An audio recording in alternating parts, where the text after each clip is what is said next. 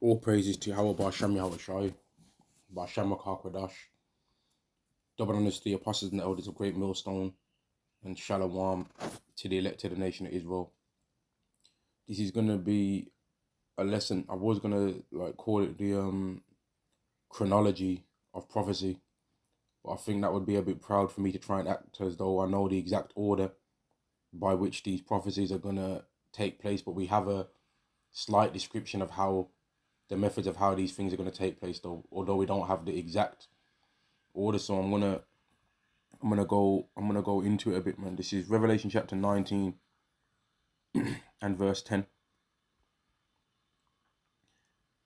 And I fell at his feet to worship him, and he said unto me, See thou do it not. I am thy fellow servant and of thy brethren that have the testimony of Yahweh Shai. Worship Yahweh, for the testimony of Yahweh Shai is the spirit of prophecy. So people that are coming in the spirit of Yahweh Shai are speaking about prophecies, right? That's what the scriptures say. So I'm gonna talk a little bit about one of the prophecies that's gonna come to pass. And when you look out into the world, you can see how these things are gonna happen, man. Right? So this is Second Ezra chapter. I meant to go to chapter 15. Second Ezra chapter 15 and verse. I'll start at verse 1.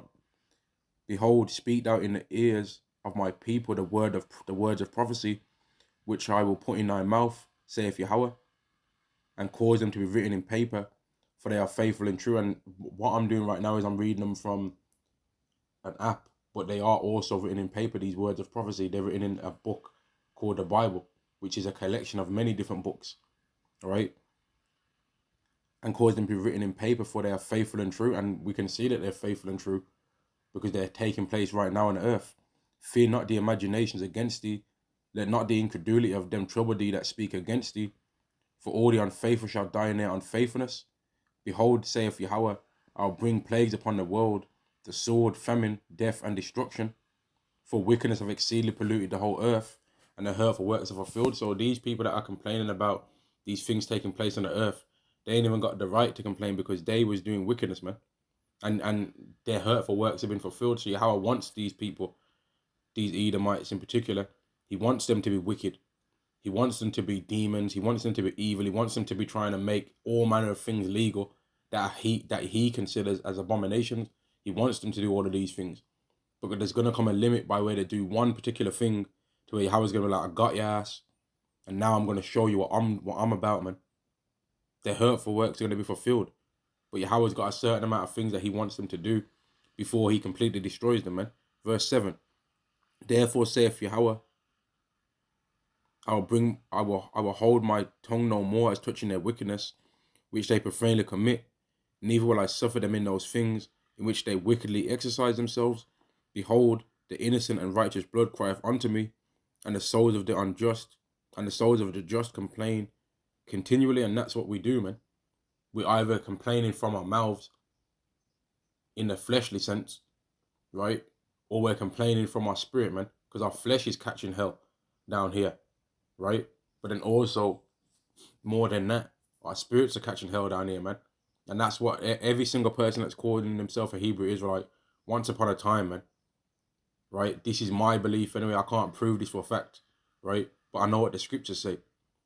Every single person that calls himself a Hebrew Israelite once upon a time, man, would have cried miserable tears, man, to where they lose the strength to be able to stand because of how wicked this world is. Because now we know what this world is supposed to be like. We hate this place down here, right? We hate that the women are proud. We hate that the men are proud. We hate that wickedness is here. We hate the food that we eat. That's gross. We hate that we have to struggle to be able to eat bread. We hate that wicked people are exalted in this world, whereas we that are trying to do the right thing are pushed down low to where we have nothing. We hate this, and we hate the hypocrisy of these people that try and pretend as though they're good people, but really they're some of the biggest scumbags you would ever meet in your life. Right? Verse 9. And therefore saith Yahweh, I will avenge them and receive unto me all the innocent blood from among them. And that goes for the blood that's been shed, plus the blood that's going to be shed. Right? That goes for the blood of the innocent that was shed yesterday, man. And what it means by innocent really is the blood of the Israelites, because no one's truly innocent. But the Israelites are more innocent than all you wicked other nations, because we believe in Yahweh Bar Shem Yahweh Shai. And we had a sacrifice for our wickedness, and you didn't. Verse 10, behold, my people is led as a flock to slaughter. I will not suffer them to dwell in the land of Egypt. So Yahweh is coming to get all those brothers over there in the land of America, man, which is spiritually Egypt, right? Spiritually Egypt from Sodom. Yahweh is getting ready to send Yahweh Shai to get them from out of there, man. He's going to send nukes. And when he sends those nukes, he's going to be gathering all of those men of the elect out of there. And that's what Zechariah, the 13th chapter, and I believe the 8th verse is talking about, where it says, 2/3 therein shall be cut off and die, but the third shall be left therein. It's going to be 1/3 of those Israelites that in that land, America, Babylon the Great, they're going to be beamed up, man. But 2/3 are going to be destroyed out of there. Verse 11, but I will bring them with a mighty hand and stretched out arm, and smite Egypt with plagues as before, and will destroy all the land thereof. Egypt shall mourn, and the foundation of it shall be smitten, with the plague and punishment that Yahweh shall bring upon it. So Yahweh is getting ready to bring extreme judgments upon this earth, man. Right? Verse 12, Egypt shall mourn, and the foundation of it shall be smitten with the plague and punishment that Yahweh shall bring upon it. And that plague that he's going to send upon it is by where people are going to be having their eyes consumed away in their holes, and their tongues are going to melt away in their mouth. You know what? Let me get how it says it, man. Let me get it. Zechariah chapter 14 and verse 12. And this shall be the plague wherewith Yahweh will smite all the people that have fought against Jerusalem. Their flesh shall consume away while they stand upon their feet, and their eyes shall consume away in their holes, and their tongue shall consume away in their mouth. So that ain't no nice thing, man. And that's what's getting ready to happen to everybody that's fought against all the Israelites, man. In fact, let me go back and see how it says that.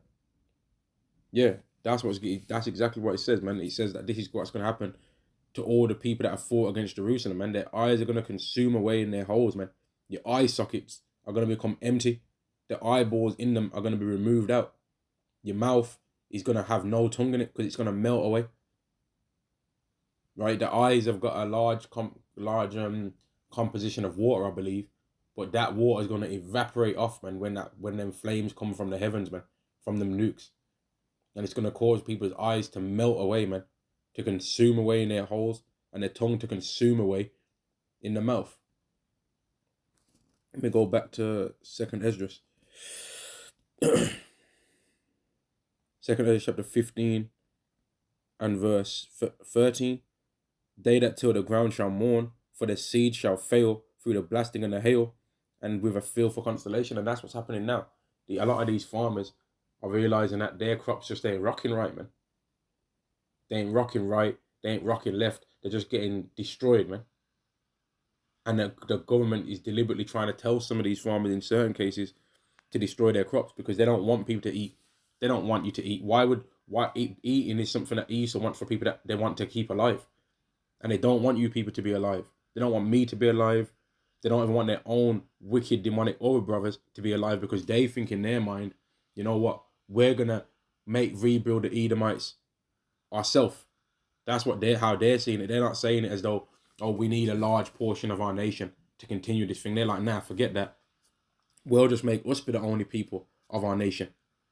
And we'll bring back our nation through us that of the elite level that we're going to bring back. And if we do keep any of the lower people of our brothers, then they're going to be slaves under us. Because we don't want them to have equal to us, because then that's more sharing that we're going to have to do. And we don't want to do that. And the scriptures let it be known that except those days be shortened, there should be no flesh left to be saved.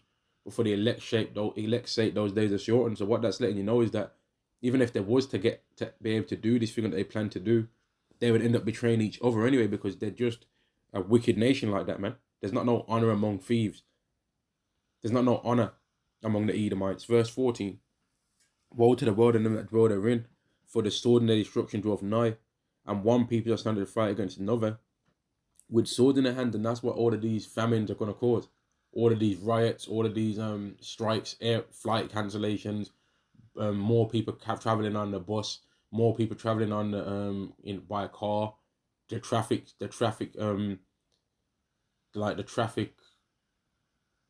The traffic.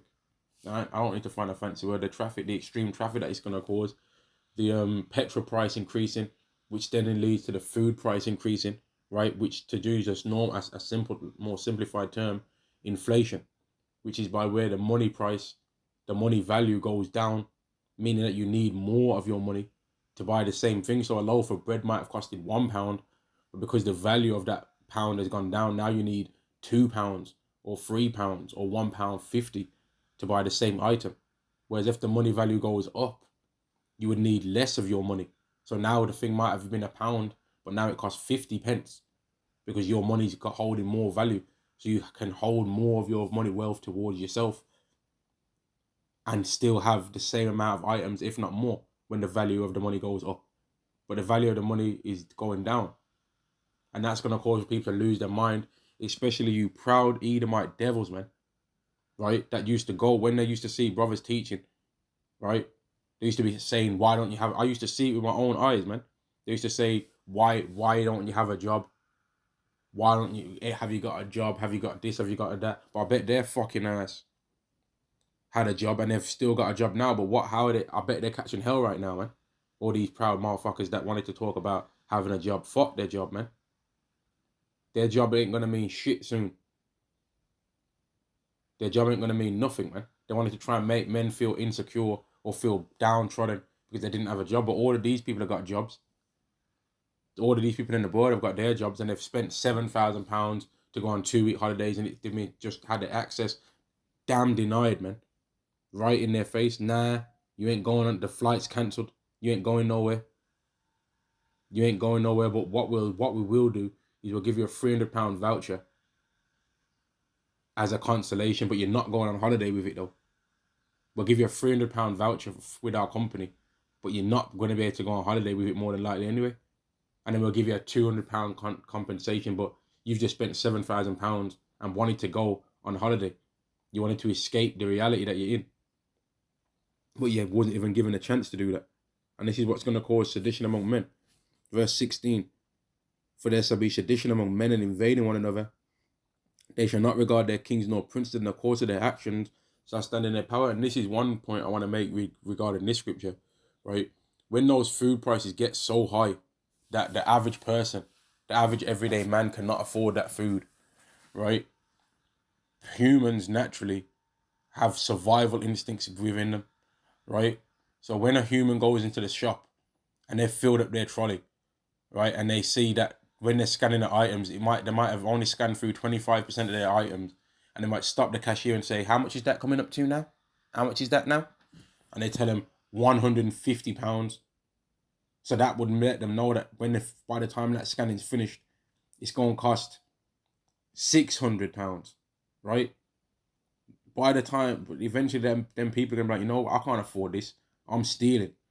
And those one or two security guards that are hiding in the store that don't really care about their job that much anyway, and are also catching hell from the prices, they're gonna be like, you know what, I ain't stepping in to defend. I can't stop all of these hundreds of people that are stealing from this shop. You know what, I'm gonna take something for myself.